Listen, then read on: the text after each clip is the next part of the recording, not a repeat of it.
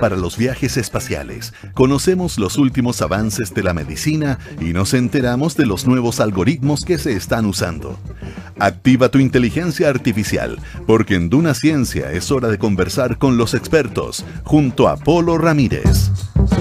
Eso, Duna Ciencia comienza a partir de ahora y tenemos ya a nuestro invitado aquí en el estudio. Él es el doctor Álvaro Martínez Fuenzalida, es bioquímico de la Universidad Católica, doctor en bioquímica de la Universidad de París, director de propiedad intelectual y transferencia tecnológica en la Fundación Ciencia y Vida, que como les contaba al principio del programa está vinculada con la Universidad San Sebastián. Y vamos a hablar de transferencia tecnológica.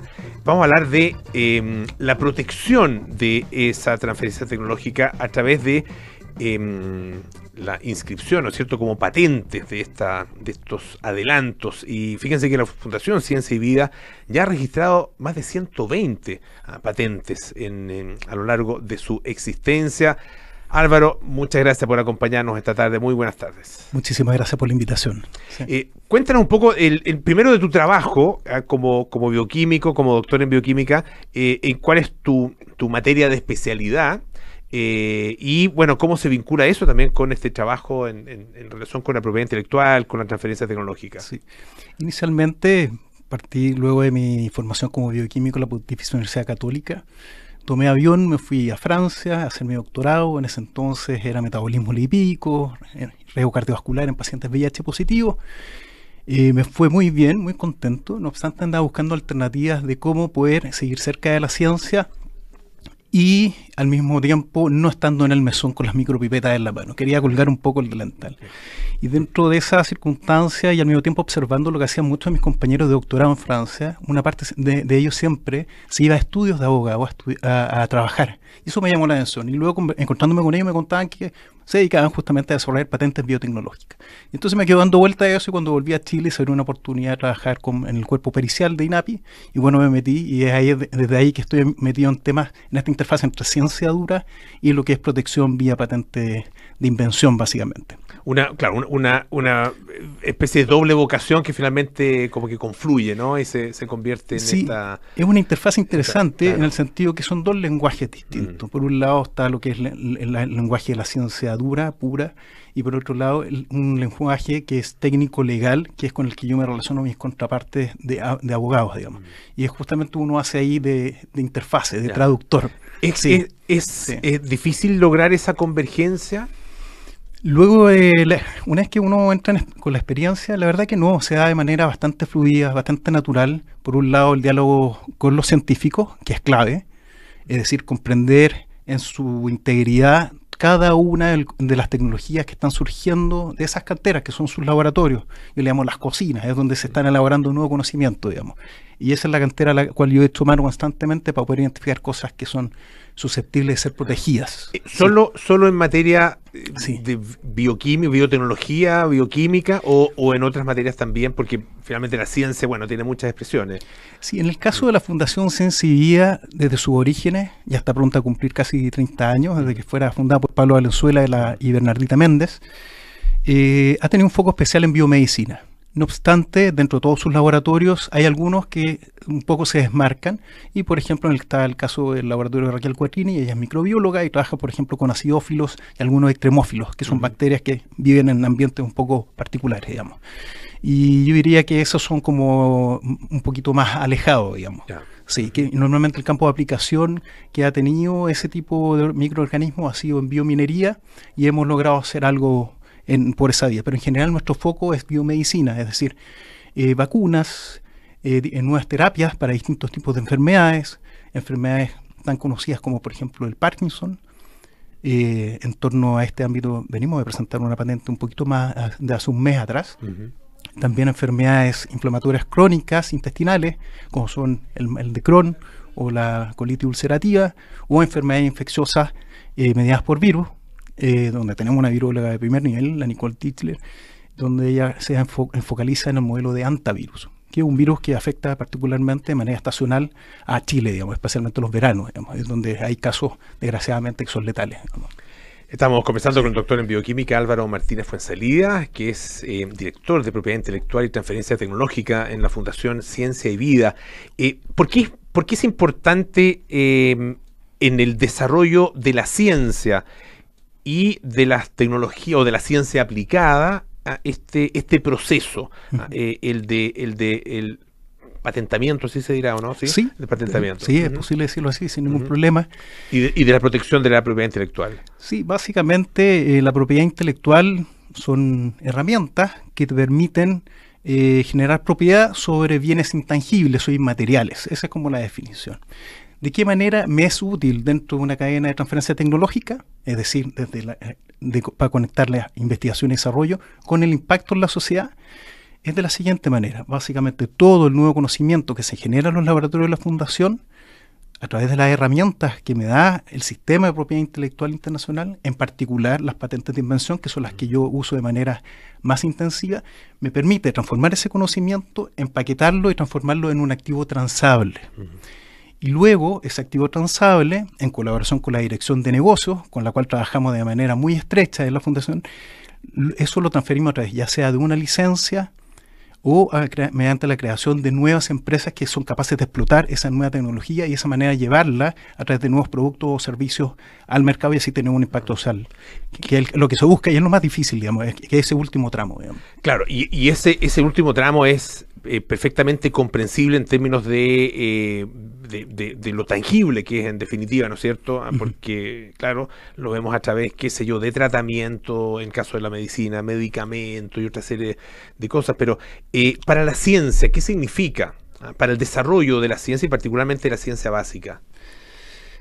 El caso del patentamiento social de investigación y la ciencia dura, digamos, permite poner en valor ese conocimiento mediante esta generación de un activo, y en el caso particular de lo que es biomedicina, que es el ambiente en el cual nosotros nos situamos en Fundación Sensibilidad, son esfuerzos de transferencia tecnológica de largo aliento, que implican costos altos y por lo tanto la única manera de lograr convencer a un inversionista que se coloque, digamos, con lucas necesarias como poder apoyar en ese proceso y sobre todo en los estadios más finales, es que justamente darle cierta certeza. Y esa certeza la da la patente. Básicamente la patente te otorga el uso exclusivo sobre una tecnología durante un tiempo determinado, que es de 20 años normalmente, un tiempo bastante armonizado en las distintas legislaciones a lo largo del mundo, y que es territorial, es decir, que te lo otorga un estado determinado. Tú puedes solicitar en Chile, por lo tanto vas a tener protección en Chile, pero no vas a tener protección en otros países.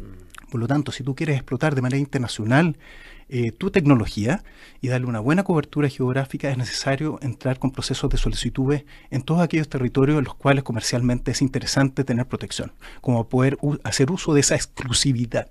Ya. Sí. Yo me imagino que para eso hay procedimientos que ya están establecidos y que son relativamente accesibles, digamos. No es que haya que ir golpeando puertas de aquí a allá, sino que me imagino que hay, no sé, estudios de abogados, instituciones que hacen esta labor de manera general, ¿no? Sí, gracias a Dios, en el caso de Chile tenemos una institucionalidad sumamente robusta que está materializada a través del Instituto Nacional de Propiedad Industrial, el cual en los últimos 15 años, 20 años, ha mandado un salto realmente astronómico, siendo una oficina local a cumplir un rol internacional sumamente relevante. ¿Esa oficina dependía del Ministerio de Economía, o no? Justamente. ¿Todavía? ¿Sí? Antiguamente era el DPI, Departamento de Propiedad Intelectual, claro. Industrial, pero dependía directamente del Ministerio y por lo tanto estaba un poco sujeto al vaivén de quien estuviese de turno. Y hace muchos años ya pasó a ser un instituto y eso le dio una independencia que permite de partida tener equipos estables en el tiempo y eso hizo un cambio realmente notable. Les recuerdo que estamos conversando con el doctor Álvaro Martínez Fuenzalía, que es quien encabeza la propiedad intelectual, el trabajo de propiedad intelectual y transferencia tecnológica en la Fundación Ciencia y Vida. Siempre se discute acerca de la baja inversión que tiene nuestro país en investigación y desarrollo, ¿no? En general, en investigación científica, y claro, no hemos logrado subir del 0,4% del PIB, es realmente muy bajo y bueno, es como que todos los gobiernos en algún minuto, por lo menos en un pequeño acápite medio perdido en los programas de gobierno, siempre está aumentar, qué sé yo, llegar al 1%, no sé. Los países desarrollados tienen inversiones, niveles de inversiones muchísimo más altos que el nuestro. Claro, uno dice, lo hacen porque son desarrollados. Más bien la mirada es al contrario de lo que uno siempre conversa con los científicos. Son desarrollados porque hace rato que vienen haciendo eso. pongámoslo en ese contexto. ¿Qué papel juega la transferencia tecnológica, la propiedad intelectual en ese contexto mayor de necesidad de aumento de la investigación y el desarrollo en Chile? Es un punto clave el que has mencionado. Si consideramos una cadena de transferencia tecnológica canónica, digamos, en biotecnología es básicamente generación de conocimiento, apropiación mediante instrumentos de propiedad intelectual e impacto en la sociedad a través del mercado normalmente. Sí. Cosa que se dice, perdón, en una sola frase, pero que demora años. Años, sí, eso toma mucho tiempo, sí. Pues lo más importante, y ahí no hay que perderse, es la generación de nuevo conocimiento. Si no tenemos esa fuente de nuevo conocimiento, nada de lo que viene después sucede, digamos. Por lo tanto, es absolutamente necesario e imprescindible que en algún momento alguien se la juegue por al menos hacer gradualmente un aumento del presupuesto destinado a ciencia a nivel país, de modo tal que por lo menos llegara a un 1% en el corto plazo, y así poder estar a la mano ya con otros países que incluso van el 4 o más del 4% de su PIB invertido en ciencia. ¿Y dónde estamos fallando ahí? ¿Es en la inversión pública, en la inversión privada, en ambas? Actualmente gran parte del nuevo conocimiento es generado a nivel de las casas de estudio. Las universidades actualmente se están involucrando fuertemente los institutos profesionales y los centros de formación técnica, y poco a poco ha ido agarrando vuelo también lo que son los laboratorios de investigación y generación de conocimiento a nivel de la industria. Eso ha ido creciendo, todavía está al debe, pero eso debería en algún momento, si es que llegamos a parecernos a países desarrollados, superar incluso lo que es generado por las mismas casas de estudio. Digamos. Ya, qué sé yo, en Estados Unidos, en Francia, sí. en no sé, Israel, a países que tienen una inversión en investigación y desarrollo realmente alta. La composición de esa inversión es mayoritariamente privada, más que pública. Sí, normalmente entiendo que es un poquito mayor que la que se genera a nivel de las universidades. Sí. Ahora, hay iniciativas que eso a mí me ha llamado siempre la atención. Iniciativas, por ejemplo, realizadas en Chile, investigaciones que se realizan en Chile que tienen financiamiento extranjero, que tienen financiamiento de, no sé, los institutos de salud de Estados Unidos, o incluso, no sé, algún minuto entrevistamos acá en el programa a alguien que tenía financiamiento de la Fuerza Aérea Norteamericana, o algo por el estilo de la NASA, no sé, de la NASA, no sé. Esa colaboración internacional para la inversión también se da, y Chile participa de eso. Sí, absolutamente. Cada nicho tecnológico tiene sus propias redes de financiamiento. En el caso de los investigadores que se encuentran bajo el alero de la fundación, ellos se financian por el mismo proyecto basal que da lugar a este centro, pero al mismo tiempo ellos sobre eso suman adjudicaciones de fondos, ya sean nacionales o internacionales, que se encuentren dentro de las tecnologías que a ellos les interesa sacar adelante. Por ejemplo, hay un investigador que tiene financiamiento de la Fundación Michael J. Fox, porque trabaja en Parkinson, por ejemplo. Entonces, pero a ese mismo fondo no podría acceder otro investigador justamente porque es otro nicho tecnológico. Y cada uno de ellos tiene fondos internacionales a los cuales poder acudir. ¿Cuán importante en este sentido es la priorización del trabajo de investigación, particularmente en lo que tú mencionabas, la ciencia base, digamos, la investigación de base? Una de mis principales labores es justamente lo que es la prospección tecnológica, es decir, meterme en la cocina de cada uno de los laboratorios, identificar qué cosas son susceptibles de ser protegidas y luego jerarquizarlas por nivel de evidencia científica que las respalda. Yo las separo en blanco, en verde y en rojo. En blanco, que básicamente son ideas que aún no tienen financiamiento para poder ser evaluadas. En verde, que aún hay un poco de evidencia que ya la respalda cierta aplicación, y en rojo, que ya está madura, llegar y patentar, digamos, proteger y démosle, digamos. Y esas son como las tres, o la jerarquización que al menos hago en estadios iniciales, llega el momento de identificar una tecnología. La Fundación Ciencia y Vida fue bien pionera en esta mirada, ¿no?